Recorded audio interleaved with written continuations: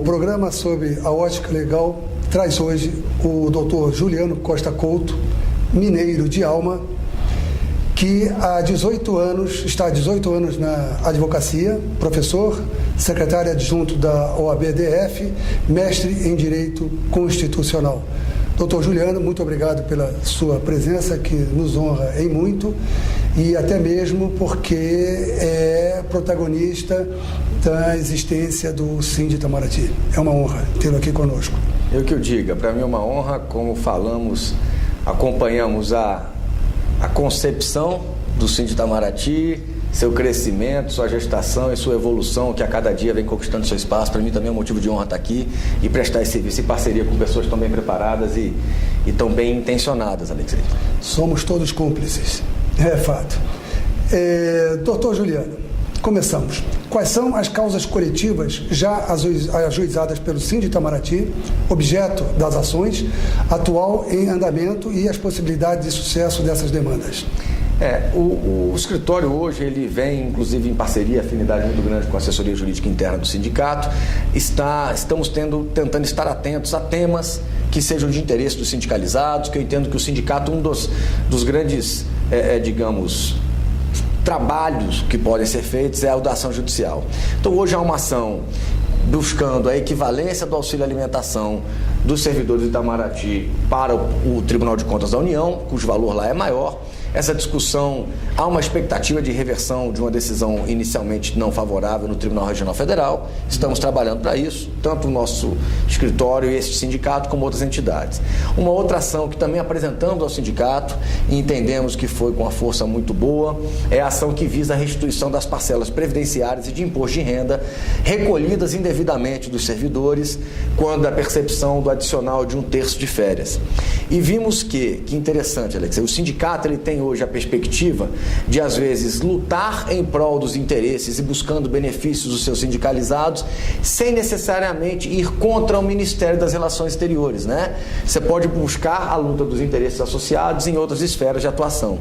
Inclusive, agora, recentemente, apresentamos uma perspectiva de ação contra o Banco do Brasil, para aqueles associados e sindicalizados que tinham conta, saldo na primeira quinzena de 1989, visando o ressarcimento, e essa ação é contra o Banco do Brasil. É um benefício que o sindicato oferta aos seus sindicalizados, sem necessariamente ir contra o Ministério das Relações Exteriores. Então, é com muito orgulho que o escritório busca ações de interesse para esses associados. Essa ação tem uma data limite que está próxima, me parece, né? Ela tem uma data limite, ela tem que ser proposta até, se não me engano, no dia 24 de outubro de 2014 agora. Então, os sindicalizados que tiverem interesse podem ir ao Banco do Brasil, ele está preparado, ele oferta logo, rapidamente, essa informação, se a poupança daquele sindicalizado teria aniversário nesses primeiros 15 dias. A expectativa é que hoje, quem teria 2.000 cruzados à época dessa primeira quinzena, talvez hoje tenha uma indenização equivalente a R$20 mil. Correto. Quais são os assuntos e demandas mais consultadas pelos servidores do Itamaraty, Juliano? O contrato que hoje temos, entabulado com o Sim de Itamaraty, inclusive por zelo da assessoria jurídica interna, e me lembro da sua direção também, ele encamparia uma consultoria aos sindicalizados. O sindicalizado pode fazer um tira-dúvidas com o escritório. Então, respondemos a questões de natureza administrativa, servidores que às vezes têm dúvidas sobre como proceder, se tem ou não algum direito violado, questões às vezes de natureza, familiar, algum direito de família, pensões alimentícias e tal, seguro-saúde. Já atendemos alguns sindicalizados que têm problema com as mudanças, que vêm e tem problema vindo do exterior para cá. E, ultimamente, tem um caso muito interessante de natureza individual, que são aquelas pessoas que, às vezes, se aposentaram e não gozaram e nem tiveram a conversão em pecúnia da licença-prêmio. Então, o escritório já tem patrocinado algumas causas individuais com este conteúdo e tem logrado êxito, ações de procedência que ainda estão em curso. Então, são essas. O escritório hoje conta com uma equipe de 13 pessoas, sendo 8 advogados, que atuam nas mais diversas áreas. Então, o nosso escritório, Costa Couto Advogados, está à disposição de sindicalizados para esclarecer dúvidas nas mais diversas áreas do direito. Perfeito. Aliás, até essa abordagem que você faz da questão da mudança do servidor, até um colega, enfim, que se aproximou da minha pessoa, um amigo meu muito particular, e que está passando por uma situação muito peculiar, e eu estou recomendando a, enfim, trazer todos os comprovantes que possam ajudá-lo em uma ação contra a empresa, porque eu acho que isso fatalmente acontecerá. Nas causas de natureza administrativa, funcional, o contrato prevê que os servidores terão assistência do sindicato, mas nas causas de interesse pessoal, aquelas que versam sobre o direito de família, direito civil, consumidor, elas poderão também ser conduzidas pelo escritório de advocacia do Dr. Juliano, mediante o benefício de alguns descontos. Fala um pouquinho pra gente, doutor Juliano, qual é o critério aí, qual é o desconto que o afiliado tem? Dentro do contrato tabulado existe uma forma de convênio que funciona como um facilitador, né, das ações de natureza privada, prevendo parcelamentos, né? Inclusive a gente tem sempre, como o trato é recíproco, tendo tido uma postura que me parecer bastante parceira com os interessados que buscam o auxílio do escritório, facilitando os acertos, a perspectiva de êxito, dando trabalho e o carinho que o sindicalizado merece quando se vê diante de uma agonia, de uma agrura que a vida lhe impõe, né? Então essa tem sido a nossa conduta no trato desse convênio. Maravilha. Doutor Juliano, o Sindi Itamaraty hoje tem credibilidade reconhecida pelas autoridades do nosso país no combate ao assédio moral no serviço público. Esse é um tema candente e que estamos tendo uma atuação, tanto assim que o Sindi Itamaraty, em conjunto com outras associações e sindicatos, criaram uma frente para tratar deste assunto. Antes, o Sindi Itamaraty havia conseguido chegar até as esferas da Presidência da República na intenção de sensibilizá-los para que então fosse estabelecido de forma definitiva uma regulamentação, certo? Para que as pessoas pudessem ter o seu apoio legal e assim procurar o advogado que pudesse então aliviá-lo de uma carga que todos nós bem conhecemos, você talvez mais ainda, pelo seu exercício profissional, bastante pesada, certo? E isso, obviamente, que nessa regulamentação seria estabelecido não só as punições, como também as tipificações, porque as pessoas muito se confundem, né, do que possa constituir o assédio, do assédio moral, sexual, não é verdade? E o que poderia ser o abuso de autoridade ou algo parecido, mas que não se constitua, enfim, em assédio, né? não se configure em assédio. Eu gostaria que você, por favor, Juliano, nos desse en passant alguma orientação para as pessoas, para que elas possam ter de alguma forma, além das cartilhas que estão sendo em massa produzidas sobre essa questão, mas que você nos desse uma luz sobre o assédio moral, a tipificação, como qual é o procedimento, enfim, o que você pudesse nos ajudar nesse sentido. O que acontece hoje, só de estarmos aqui tratando a figura do Instituto do Assédio Moral, já significa uma evolução, né, digamos, dos idos de 20, 30 anos atrás, em que tal tipo de indenização, tal tipo de ajuste pecuniário por conta disso, uma punição a alguém não existia, né? O exercício da democracia, inclusive dentro dos órgãos, ele vem crescendo e, junto com isso, a dignidade da pessoa humana e o respeito aos servidores como um todo. O assédio moral, Alexei, veja bem, a ordem, a subordinação, a hierarquia são elementos presentes numa relação de emprego, numa relação de trabalho. Agora, o que não pode ter, como bem colocado, é o termo o abuso, né? O chefe ou a chefia não pode se servir deste posto de ascensão funcional para humilhar, para maltratar, para desdizer, né, a pessoa e às vezes até atacando a intimidade ou opções pessoais que nada teriam a ver com o trabalho. Desconstruir o indivíduo. Exatamente. E ainda também, às vezes, fazer uso de uma subordinação para maltratá-lo, né? Então, por exemplo, não pode, num determinado caso, inclusive no no Ministério das Relações Exteriores, reconheço que às vezes os servidores ficam com uma fragilidade ainda maior. Por quê? Porque estão a prestar serviços nos pontos mais ermos deste planeta, nas localidades mais complexas e difíceis, tornando ainda mais onerosa esta conduta. Porque aqui, se estiver no Brasil, o cidadão vai na delegacia de polícia, procura o sindicato que aqui está, procura a chefia imediata. Exatamente. Às vezes, num lugar isolado, essa situação fica ainda mais difícil e o cidadão numa situação ainda mais frágil e indefesa.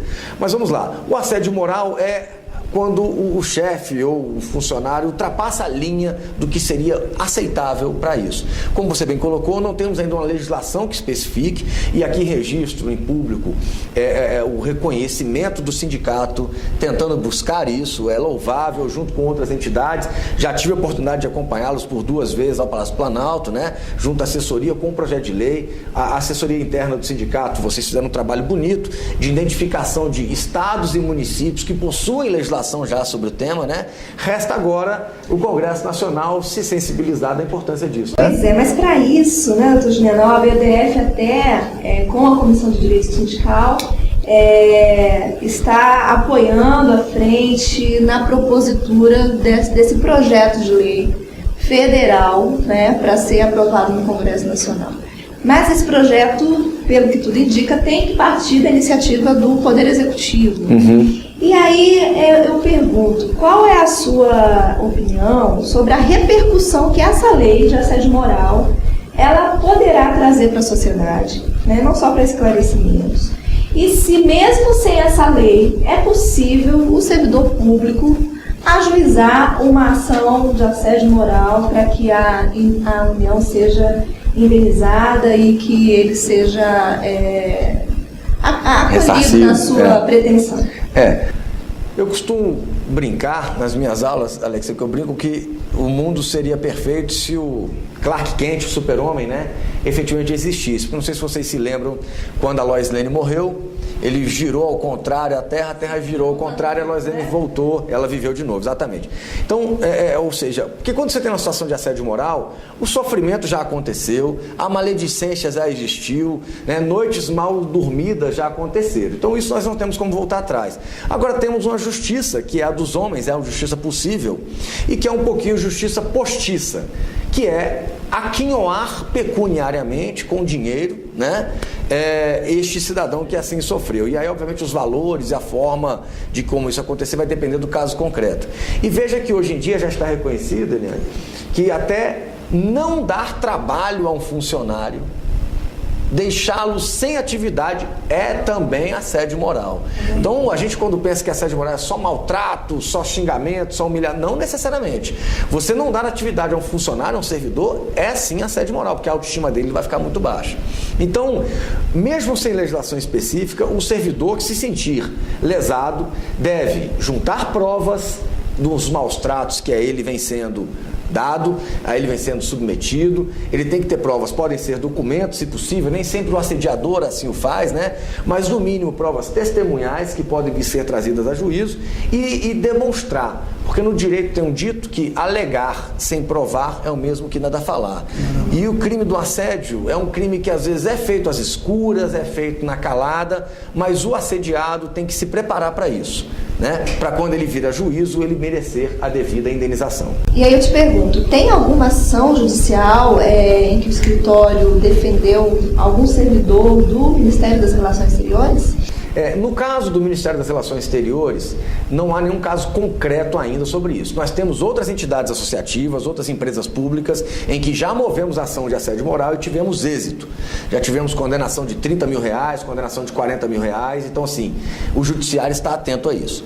O que me parece, eu me atrevo até, me aproveito a oportunidade para dizer, presidente, é que no Ministério das Relações Exteriores, às vezes as pessoas deixam passar muito tempo depois do fato ocorrido para buscar um auxílio.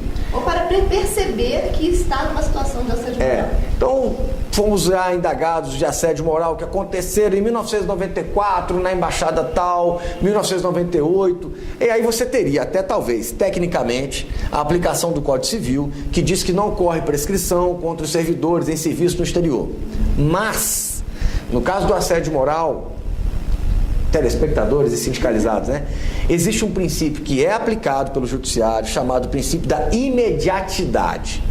Significa que a reação contra aquela maledicência, contra aquela situação, ela tem que ocorrer dentro de um prazo razoável, para que não se presuma depois uma aceitação tácita, uma tolerância já ocorrida. Então o servidor que porventura sofrer algo marcante, sofrer um assédio moral, ele tem que trazer ao conhecimento do sindicato para que ele seja orientado a como proceder e em seguida, se quiser, entrar em juízo buscando a indenização. Até ainda sobre essa questão, quer dizer, há aspectos que a gente tem que relevar. O primeiro que é chamar a atenção que nem o assediador se sente assediador. Ele se qualifica como um chefe enérgico, como rígido, durão, ele não se qualifica como assediador e se questionado, como a maioria responde, de que em absoluto isso não se configura em assédio, porque eu não sou um assediador.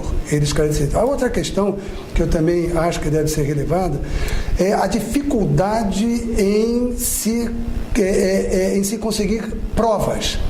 Então, as pessoas temem que, em não conseguindo provas, em se inocentando o assediador, ele possa sofrer uma ação. Uma represália. Uma represália. Eu entendo que o Ministério das Relações Exteriores, tal qual outras entidades e empresas que nós atuamos, há uma cultura. Só que eu, com muita alegria, Alexei, me atrevo a dizer, obviamente eu não sou do quadro, eu não cumpro missão nem transitória nem definitiva, mas eu me atrevo a dizer que a cultura dentro da casa vem sim se alterando.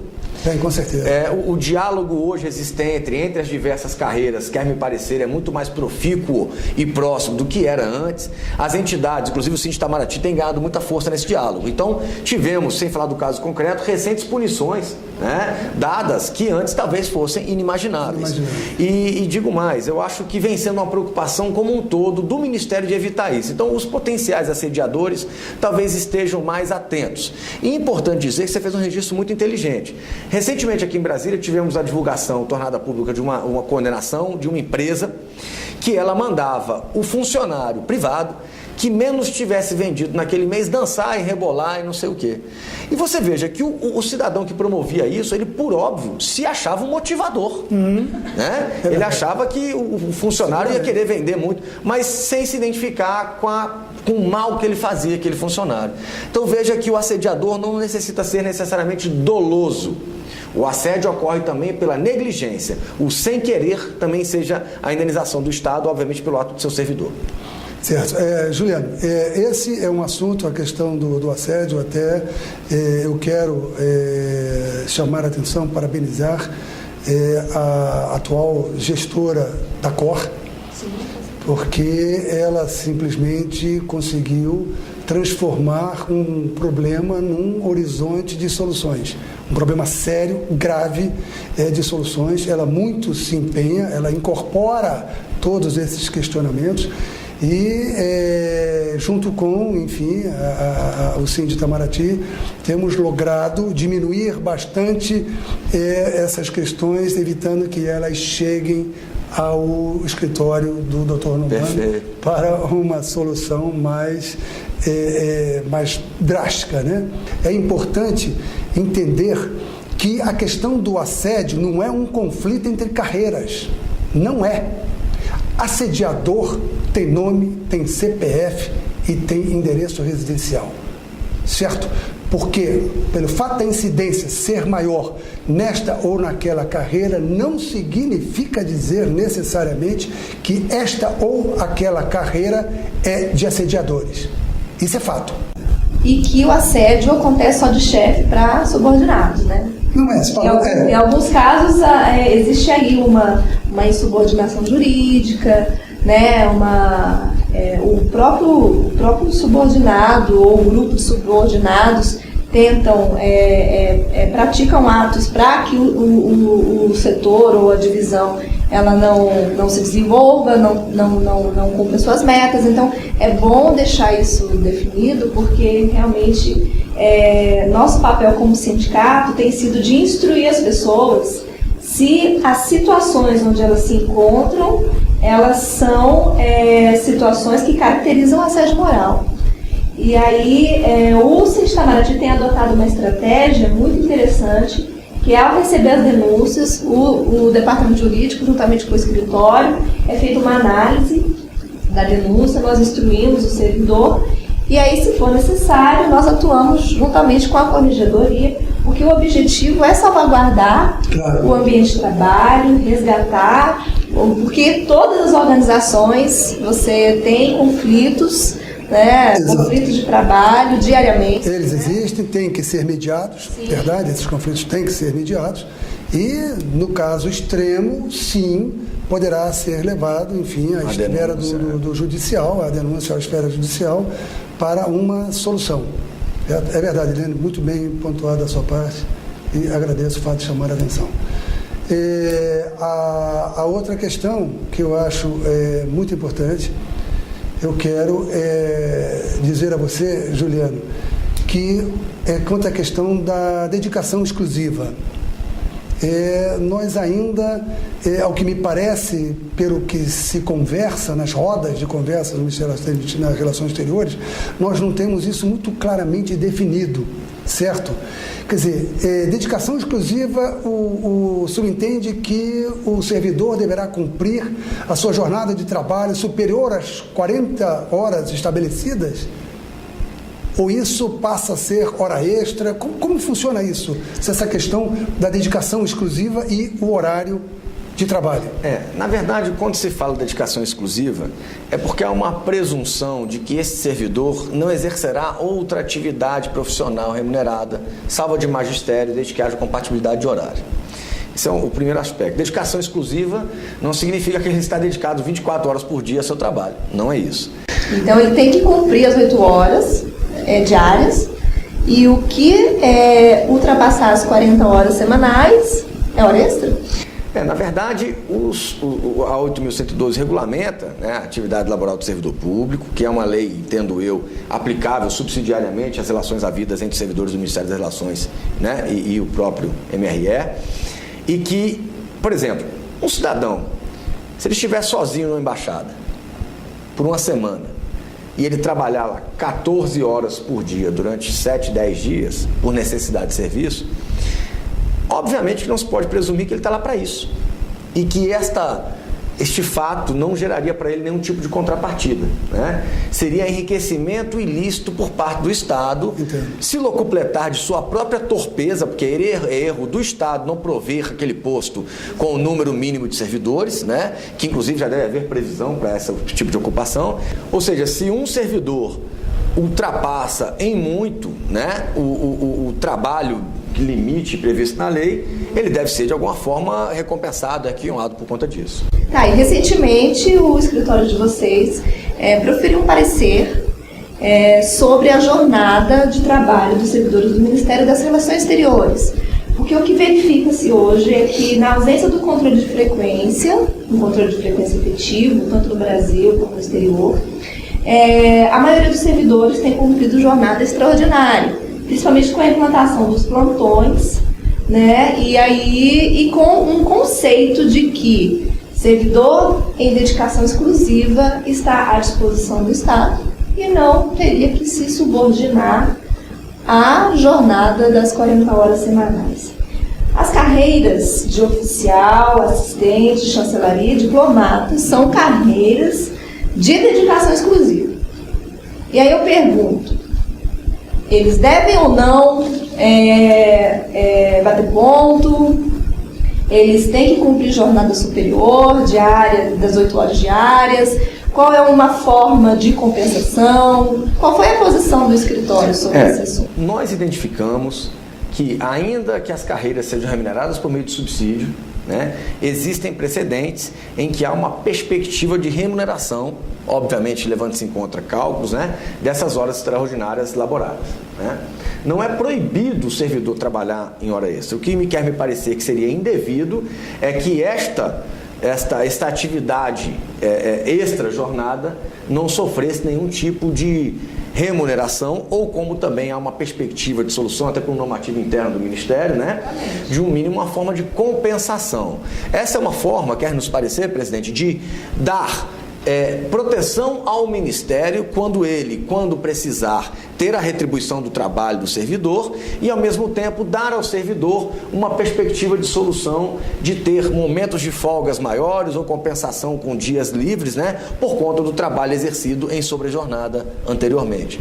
Ou, na pior das hipóteses, a remuneração. Eu acho que esse é um trabalho ainda a ser desenvolvido, um trabalho político que vem sendo muito bem feito pelo sindicato e que pode ou ser resolvido com a solução inteligente para todos, e se não houver nenhum tipo de solução para isso, talvez tenhamos que buscar o judiciário para que ele imponha a devida compensação aos servidores. Agora, essa questão dos plantões, né? As pessoas ficam com o telefone celular durante 7 dias, 24 horas, o que hoje pela CLT nós chamamos, né, como sobreaviso. Exato.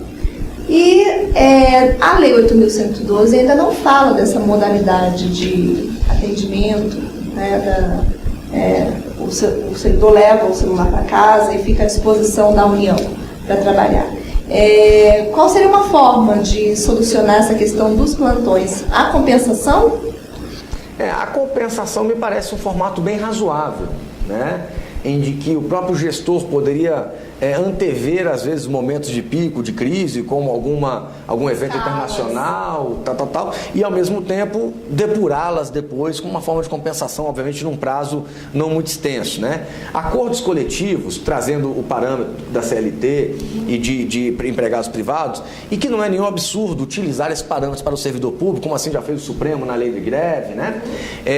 Ele cria perspectivas máximas de acúmulo de horas e prazos máximos para o seu gozo, tal qual o período de férias, que o servidor privado, tal qual o servidor público, não pode haver o acúmulo de mais de 2 períodos, ele é obrigado a gozar férias. E vejam que sempre você tem que ter o mote, sim, do interesse público, mas também da dignidade da pessoa humana, do empregado não ter problemas de saúde pela sua prestação de serviço, não afetar a sua relação com seus familiares, né? O seu casamento, seus filhos, né? A família como célula maior da sociedade. Então, creio eu que o trabalho pode ser bem feito para que um equilíbrio, uma solução muito bem feita seja alcançada. Então é importante que a administração e o servidor tenham um controle das horas efetivamente trabalhadas. Claro. Doutor Juliano, aí eu me permito até fazer assim um parâmetro, quer dizer, então neste conceito, aplicando, né, esta verdade, as pessoas já não trabalham para viver, mas vivem para trabalhar. Ou seja, em detrimento da sua vida familiar, que eu acho que não é absolutamente o razoável. Sim. Certo? Uma outra questão que eu queria agregar é fazer uma leitura da minha própria experiência, porque no São José da Costa Rica, eu fui nomeado vice-cônsul, era eu e eu mesmo. Então, como a Eliane estava falando, de que eram 24 horas durante um período de 7 dias. No meu caso, foi 24 horas durante 5 anos, neste sobreaviso. Então, eu lhe pergunto, o sobreaviso exatamente no que consiste? Por quê? A minha relação com o telefone interfere na saúde da minha vida familiar. Onde eu estou com aquele telefone na mão, de repente, como aconteceu, eu estar numa praia distante com a minha família, o telefone tocar e a situação não era tão emergente quanto o indivíduo achava que era, porque era o problema dele e nós costumamos pensar que os nossos problemas são os maiores problemas do mundo. Então, a situação chegou a um ponto que eu tive que pegar a minha família toda, embarcar e irmos embora, fechar a conta do hotel e encerrarmos, enfim, o nosso momento na praia, daquele de lazer. O que você me diz a respeito disso, Juliano? Aí você tem, mais uma vez, eu costumo brincar que a coisa melhor dividida do mundo é o bom senso, né? Por exemplo, eu não sei como está São José da Costa Rica hoje. Se o cidadão que lá está também em voo solo, dependendo de si e apenas de si. Porque as pessoas também ficam doentes, elas também têm problemas de saúde, né? Claro. E, obviamente, o Estado também precisa do serviço. Agora, o que a gente tem que ficar atento? Em acontecendo uma situação desse tipo, eu acho que o servidor que estiver vivenciando essa situação tem que avisar o sindicato avisar a administração, isso deve ser regulamentado, situações como essa não podem se repetir. E tem uma coisa interessante que também precisa ser dita: ter direito a horas extras ou a compensação, isso, por óbvio, vai depender do caso concreto de cada servidor. né? Por exemplo, quer me parecer que não faz-se muito hora extra na embaixada, no consulado de Nova York. Mas não significa que todos fariam hora extra num certo senso, num sentido, de uma forma que deveriam ser remunerados ou ter direito à compensação, né? Porque um está num local que esse sim tem muita demanda, o outro está num que nem tanto. Então, o caso concreto, e aí veja que é difícil o sindicato tratar coletivamente ações desse tipo de indenização, né? O que o sindicato vai conseguir é tratar da regulamentação que será dada. E aí os casos concretos devem ser tratados pontualmente. Agora, é importante ressaltar aí que existe uma diferença de cumprimento de jornada de trabalho e dedicação exclusiva. Sim. Né? Sim. Não necessariamente quem é servidor, e aí no caso todas as 3 carreiras do serviço exterior brasileiro são carreiras de dedicação exclusiva, que elas não têm que bater ponto. Elas têm que registrar frequência sim, né, doutor? Exato. E agora é importante assim, essa questão da dedicação exclusiva, nós esclarecermos que ela é relativa às atividades do cargo. É a incompatibilidade com o exercício de outro cargo público, a não ser o de professor. Exato. E não a jornada de 40 horas semanais que deve ser respeitada. Agora, eu queria ir para um outro ponto, presidente. Recentemente, nós tivemos a concessão do registro sindical do Sindi Itamaraty.